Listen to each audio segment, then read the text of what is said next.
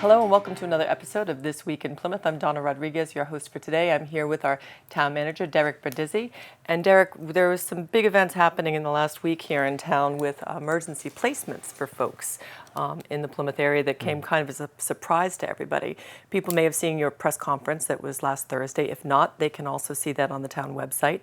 But would you like to just give us an overview of what happened last week and where things stand now for these families who are with us? Yeah, and again, Donna, thank you and PACTV for giving me the opportunity because there's a lot of misinformation out there of what had transpired with these migrant families that were relocated from another community in Massachusetts here in Plymouth and even Kingston to a certain degree.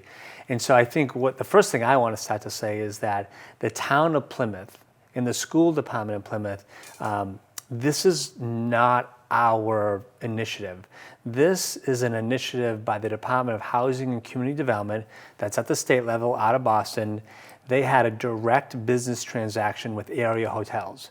One hotel in Kingston, two hotels here in Plymouth, that they went ahead and they had procured in Plymouth 27 hotel rooms so that they could relocate what they would term as migrant families in the town of Plymouth. So I just want to stop by saying, I need to be very clear that the state didn't call the town and ask us our opinion.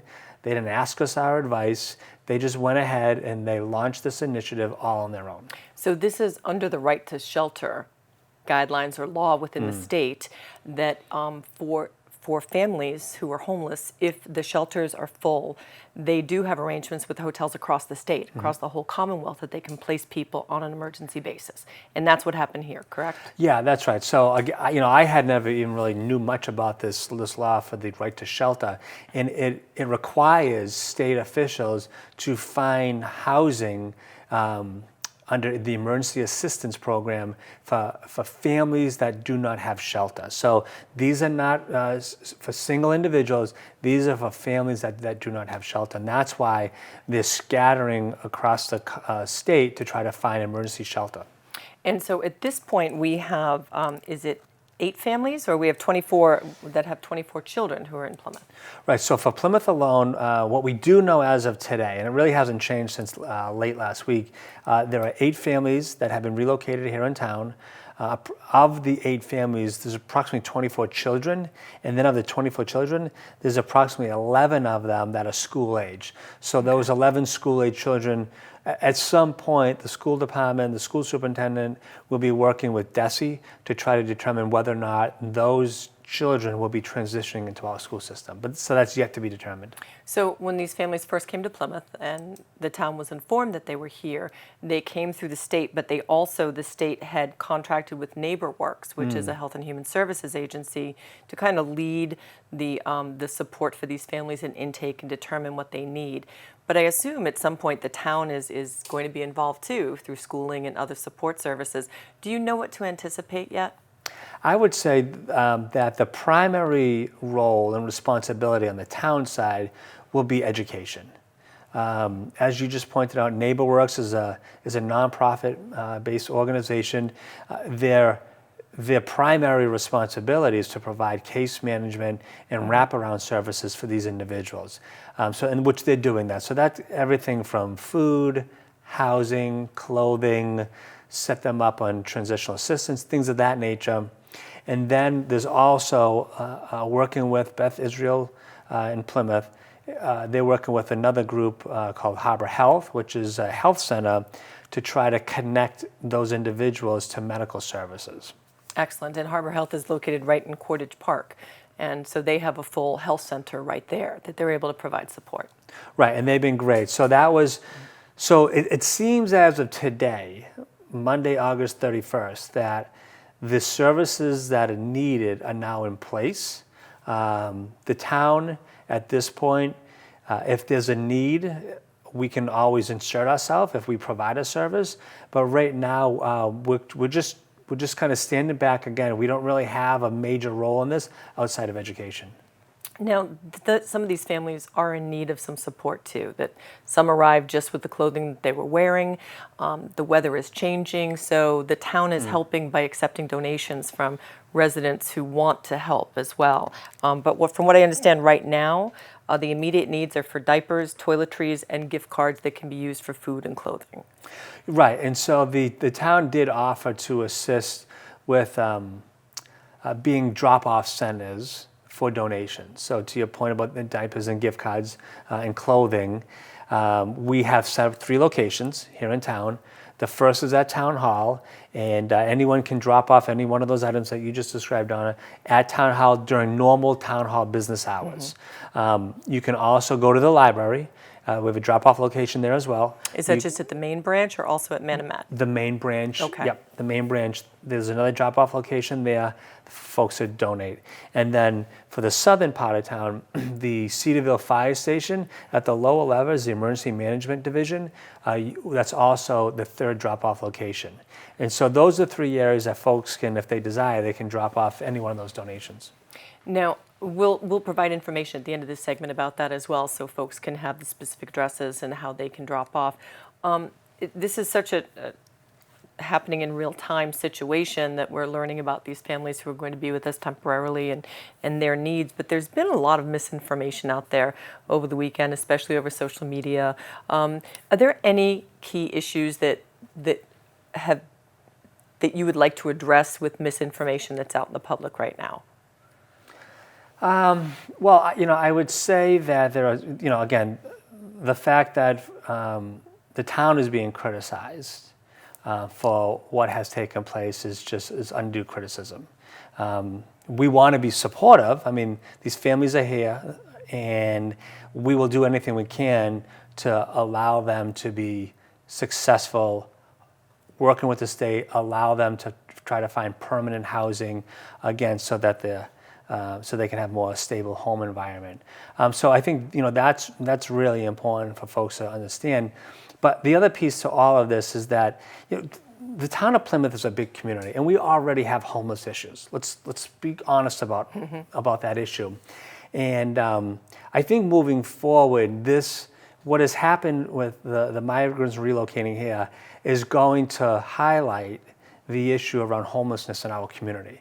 And I think that's something that we need to do, both in the town of Plymouth and then the community of Plymouth together, to try to look at the homelessness issues and try to find better supportive services and other ways to find those people permanent housing as well. Now, does the state offer support there, or is it more for they're dealing right now with this emergency situation that exists with shelters being full and families being displaced? Yeah, so right now, their major priority is emergency assistance for these families. And I have to be honest with you, when they called me last Tuesday to let me know that they had already relocated half a dozen families to town, my initial response was, well, thank you for letting me know, and we'll certainly help these families, but what can the state do to help the existing homeless population here in our community? And they didn't have a response for that. They certainly said they would take it back to their senior leadership to have that conversation. But again, I really think that we need to start to address those items as well, which is really why I really think we have to start moving in a health and human services model here in town. And you've mentioned that before in your show, to be able to not only just with the town government to be able to support people in the community who need extra assistance, but be able to work with the nonprofits and the service agencies that already exist. So it's more of a holistic approach. Yeah, and that's the whole point of having a health and human services organization that's engaging the nonprofits, it engages the service providers, so that we can kind of collectively weave all those services together and really make monumental progress on some of the areas that I think government hasn't been engaged in the conversation in years past. I think there's a lot of organizations that are doing great work out there, but the town of Plymouth as a governmental agency haven't been a part of those conversations, and that's what I really want to start to get us more involved in. And I think instances such as this really bring the conversation back to the forefront again. Right. So really curious to see how things move forward with the town and being able to provide additional supports. In the short term, how do you want people to get information, or where can they get more information if they're interested in supporting these families or just in knowing what's happening with this situation? So I would say in the short term, we'll try to do the best that we can to put information as it becomes available. So again, we don't always have an update because we're not a part of the service provider loop at this point. But we'll put information on the town website. NeighborWorks is the lead organization, so those individuals that are interested in helping in some way, I would say you can reach out directly to NeighborWorks, see what they're looking for assistance, and I'm sure they'll be happy to have volunteers sit in with them. So we'll post it on the website, and then I'd like to come here in future weeks and just provide an update. I don't think this is going away. The state had said to me, well, we think that this will be temporary until January 1st. I just left a statewide webinar with the Lieutenant Governor, and what they just told me less than a half hour ago was that this issue of homelessness for this specific population of families is going to double in the next 12 months. So I don't think this is going away anytime soon. And so it's not just going to be something that we're seeing here in Plymouth, but I think many other municipalities across the Commonwealth are going to have the same experience. Okay, and it's unfortunate that this is happening for so many people. Thank you so much for taking the time to talk about this. And for our viewers, we're going to provide information during a brief break, so you can reach out to NeighborWorks or find out where you can drop off items to help support the families who are in Plymouth right now. And right after the break, we're going to be back, and Derek is going to be talking to Roxanne Whitbeck, the Director of Veteran Services for the town, and telling us about some of the things coming up to celebrate our veterans.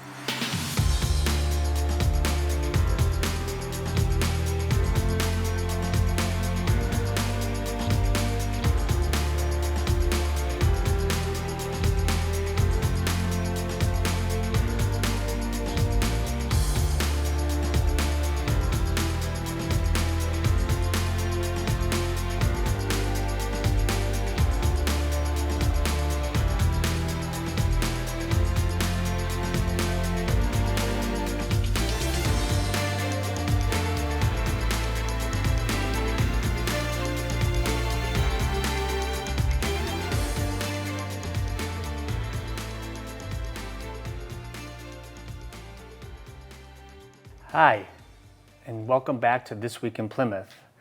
We just took a few minutes to talk a little bit about some ongoing issues here in town, but we really want to spend the majority of our time in this week's episode talking to Roxanne Whitbeck, the Director of Veteran Services.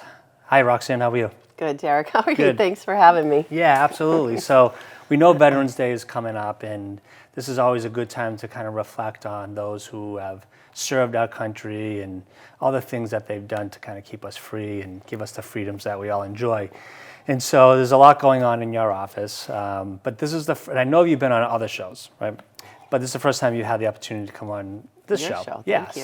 So again, thank you for coming.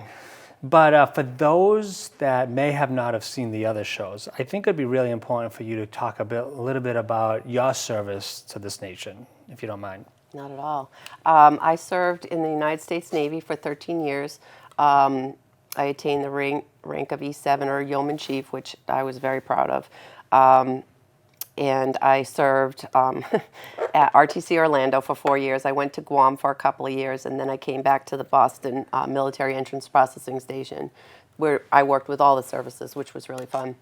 And then I got out and did a couple odd jobs trying to find where I fit in, and went to the town, started in the building department, went to the clerk's office, and then the admin position came up in veterans, and I said, I gotta try it. So I did. I went in as the admin assistant, and then David Stone, who was the current director, was leaving, and he's like, I think you should take this job. And I'm thinking, I can't do that job. But here we are 14 years later, so I guess I could. Yeah, absolutely. So 14 years. So let's go back to your military service. So I heard you say you served, well, you went to Orlando, so. Disney World. Which is interesting. I always, because I spent a lot of time in Disney actually, and I always see, folks from the Navy there, but there's Orlando's in the middle of Florida. Right. It used to be the recruit training center was there. That's where I actually went to boot camp. Gotcha. And when I went to boot camp, about halfway through my boot camp, they pulled me out and sent me over to the admin building, and I'm thinking, well, this cannot be good. But it was good. They had asked me if I would be willing to stay there and train as a yeoman, because I had gone in undesignated. I didn't have a job per se, but I knew what I wanted to do, and that was what I wanted to do. So I got to stay there right after boot camp for 4 years, and it was wow. fabulous. Yeah, great. So a yeoman what is a Administration. yeoman? Administration. Okay, because when you had mentioned that you went to MEPS, Right. I was thinking you were like in the medical corps, so you were No, administration. no, and in MEPS I did that too. We would process the contracts for the kids that were coming in, Right. take their fingerprints. I mean, it was I was in charge of the processing part of it. After the recruiters got them, we got them in and did the interviews and did all their paperwork, made sure all the T's were crossed and the I's were dotted. And I think Massachusetts, is Boston the only MEPS location remaining? 'Cause I so. think Springfield MEPS may have closed. Yeah, I'm not sure if it did or didn't, but I think Boston's the only one. So many Yeah.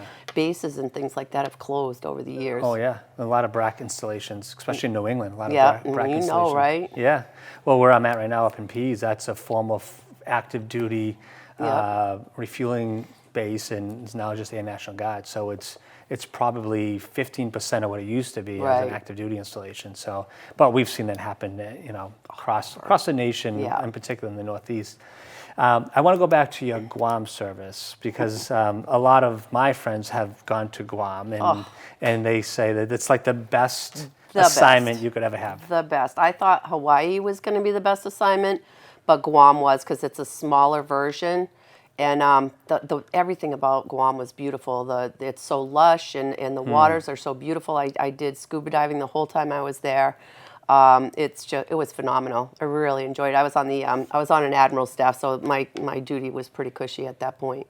Nice. Yes, That's great. thank So 13 years and left as an E7. Yes. And my oldest son was born on Guam, and he thought, for a while he was like, "Am I like a U.S. citizen?" I said, "Yes, you are.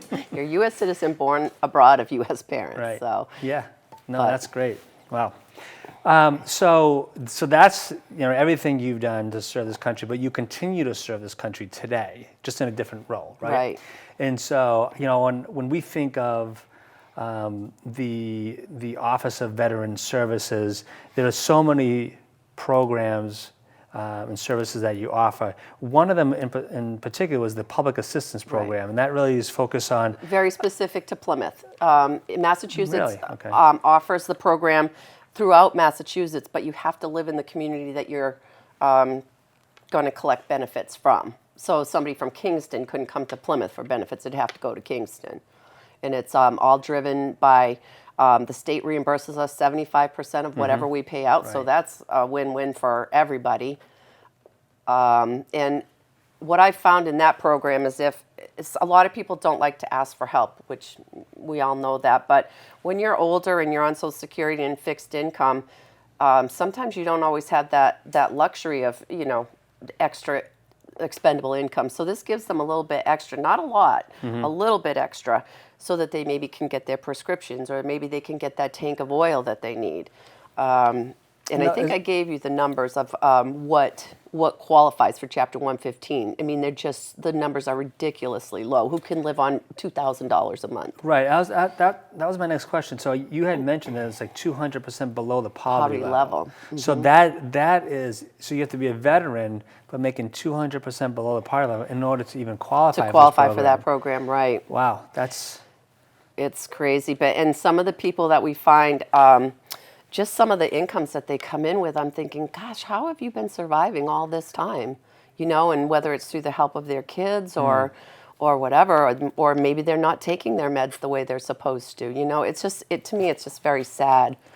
And what, so is that program, is that direct monetary value? Is that what that is? Yes. And so, but are there other programs that a veteran can go to your office to try to receive? Right. Like fuel assistance? Right. Or, I go to fuel assistance training every year, so I can take fuel applications.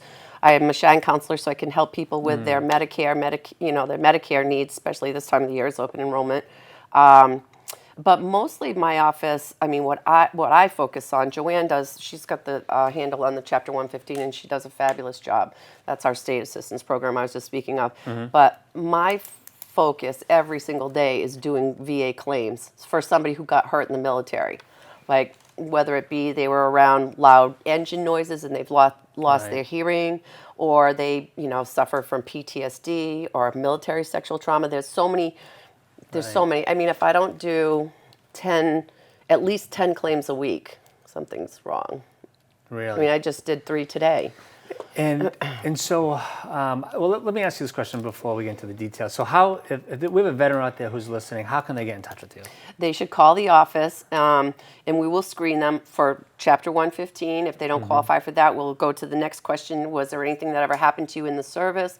Can we get you in here to file for that? Because to me, taking the liability off the town and the state as far as money goes and putting it onto the VA, that's the ultimate goal.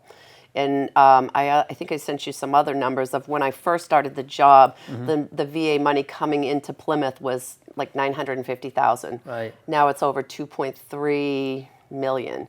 And I know I didn't do that single-handedly, but I played a big part in that. So what's changed during your time? Do we just have more veterans seeking services, or is it that more and more people are starting to learn more about the resources that are available? I think it's a little bit of both. When I first started, we used to do outreach through the Old Colony Memorial and just trying to get the word out to people. But I think the word's out now, so it's just the matter of the horse coming to the water. You know what I mean? Because you can bring the horse there, but you can't make him drink. So that's what we're trying to do, is to reach out to the veterans and let them know this isn't a handout, this is a hand up, and we all need that at some time. Especially now with the way our economy is, our heating season's going to be very expensive. Right. So the other thing that we have, if they don't qualify for Chapter 115, we have a gift account that we've been able to establish that we can buy somebody a tank of fuel or something like that, put towards whatever they may need at the time. And that's something separate from the That's veterans? separate, Oh, yes. Really? So that's something that you started on your own as part of the veterans A local director. business years and years ago, he was a veteran himself. He wanted to make sure that veterans were taken care of, gave us a very large donation. Wow. And then, so then it kind of became a revolving account, I guess you'd call it. People make donations if a veteran dies. Please make donations to Veteran Services, or like Friday night, I go to the Pine Hills. They do a veterans ceremony. They always give us a very big donation. So it's through donations that we're able to keep that account going. Yeah, while you're talking, Roxanne, it's I'm thinking about the article that just passed at town meeting that allows for our residents to contribute a donation towards seniors. And I'd have to go back to see if that also includes veterans. But if it doesn't, I think we should consider that for a future town meeting. Right. That on folks' tax bills, if they want to check that box That's a and great donate idea. $1, because we know now that we've accepted the statute for seniors, I got to double check that for veterans. But I think that's another way we can continue to provide additional private donations Right. towards our veterans. Right. I know we were just talking about the VA stuff, and just a quick story. In the last 5 years, we've done a lot of work up at the Air Force Base up at Pease, because what we found in the last 5 years is that there was one widow from one of our service members. He retired as an E9, and he had unfortunately passed away at a young age of cancer. And she was just through her connections through social media, she started cataloging all of his colleagues that he worked with that all passed away at an early age of cancer. And so we started to do a study. In fact, we got funding from the federal government to do a study. And there's still more studies that have to take place. But what we believe may have happened is that the service up at this location those exposures may have caused cancer. So you talked about hearing loss, Yep.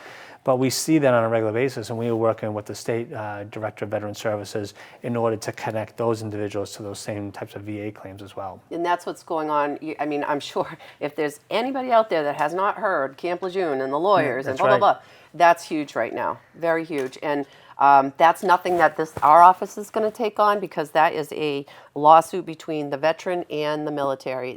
Specifically, I think it's the Department of the Navy, because the Marine Corps comes under that. But we're not getting involved in that because I'm not a lawyer. I wouldn't even know how to advise somebody. Right. I'll be happy to do their claim with the VA for them because that's my wheelhouse, but not the tort claim as it's called, the lawsuit type thing. Yeah, and the Camp Lejeune, again, because we use the Camp Lejeune study as a model when we try to look going back and doing a retrospective study on our service members up in New Hampshire. And what we found out is that the Camp Lejeune study was 30 years. It took 30 years to complete that study. Isn't that crazy? And what they found was that there was certainly 100% contaminated drinking water. Absolutely. And it caused the death of thousands of service members and increased infant mortality too during that time too. So, and if it's there, it's at other sites too. there's no doubt. There's no doubt. Yeah, I mean, military installations, especially if you served, I would say anything before the mid to late 80s, all that time, we weren't very good about occupational health hazards and hazardous materials exposures. In fact, there was this one chief who said to me that he was a jet mechanic. And That fuel, JP5. yes, that's what they use as a degreaser to wash their hands. Yeah. So can you imagine that? So certainly there's a lot of growing concerns out there, especially as we see that population is getting much older. Right. But so thank you for the work that you do around VA. But Veterans Day is coming up. Yes, and it is. we have probably 3 or 4 minutes before we have to break today. But I know you're planning a great Veterans Day event. Can you talk about that? I can, thank you. It's a little bit different than what we've done in the past. Usually we have a ceremony and that type of thing, but we're just going to have a very brief ceremony. And then we're going to feed the veterans lunch just as an appreciation. You know what? We appreciate your service. And we haven't done anything like that, so I'm anxious to see how that's going to go. And where is that going to be held? At Memorial Hall up in the Blue Room. And all veterans are invited. Okay, so do they have to call in advance and RSVP? It would be nice if they could, but I'm not holding anybody to those standards. We're gonna make it work with everybody. Mm-hmm. Now, what have you done in the past, previously, for Veterans Day? You said this is different. We usually have we just have we have a ceremony. Like last year, we had Nick Eufrasio. I can't remember if he was Memorial Day. I think he was. Yeah, he was Veterans Day, and he was very injured when he was in Iraq. Or Afghanistan, I think Afghanistan, I'm sorry. And anyway, he was very injured. And just to see where he started with his injuries to where he is today, it was just so inspiring for everybody to see. And he was also, in the Thanksgiving Day parade, he was honored as well. Gotcha. Yeah. So this is a little bit different this year. You're going to have a dinner for all the veterans at Memorial Hall. What time does it begin? 11:11 at 11. 11:11 at 11. Okay. It's easy to remember. Yes, it So is. I would say to the folks that are listening, if you'd like to go to Memorial Hall for Veterans Day, you can contact Roxanne at 508-747-1620, extension 10173. So call Roxanne if you want to go have a dinner on Veterans Day this coming Friday, November 11th. Or if you're a veteran and want to seek assistance through the Public Assistance Program or the VA Claims Program, reach out to Roxanne and her team. So, Not to interrupt you, I'm Yeah, sorry, go ahead. but basically any veteran question, if you don't know where to go, start with us. If we don't know the answer, we'll find it for you. You won't leave the office without an answer. yeah, no, I appreciate that. You guys do great work, and I value the work that you do, having served myself. So thank you, Roxanne, for coming. Good luck on Veterans Day. Thank you. And I thank you for your service to this country, but most importantly, the service to the town of Plymouth now. So thank you for everything that you do. Thank you so much, Roxanne. Thank you so much. And so that's all we have for this week in Plymouth this week. I'd encourage you to go to the town website if you want to learn more about veteran service or anything else the town has to offer. It's www.plymouth-ma.gov. Again, until next time, thank you very much. Thank you.